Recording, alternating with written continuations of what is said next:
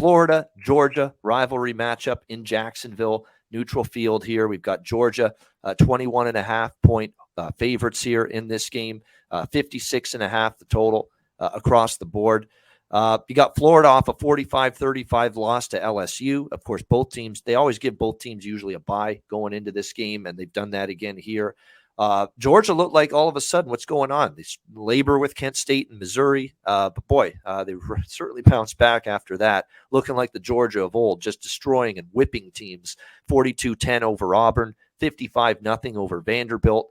We'll see if they can keep that going here against Florida in this game.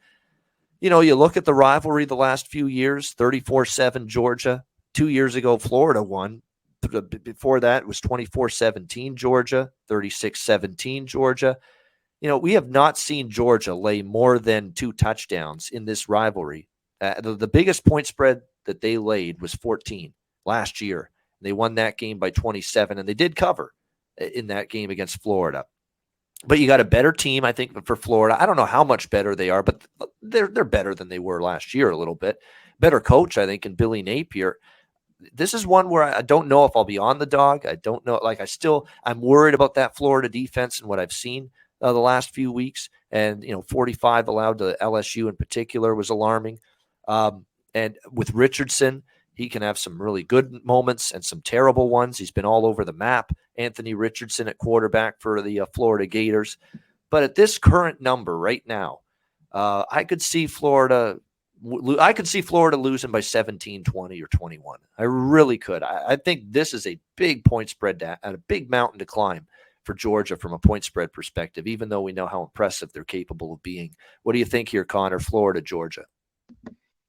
It's tough. What are we going to get here, Ian? Because in this Georgia team, because if it's just the lax games like Missouri or the couple they had there, yeah, Florida covers this pretty easy. Yeah. But that Florida defense is not very good. This is one I just see 42-10. Georgia comes to play, or if they don't, a little lackadaisical. Yeah, Florida could cover this. This could be too many. Can Florida pass it? How will they have so much, that's running it for them? Richardson doesn't throw it much. Can they have success running it on this Georgia defense? That'll be key. If they do, yeah, they could cover this number. Yeah, I'm going to wait later in this week to, just to jump on this side here. And it might even be a game I don't even play. But tough to go against Georgia, but that's a lot of points. That's a ton of points there. That's why it's tough to Georgia matchup-wise, they could steamroll Florida because Florida's defense is weak.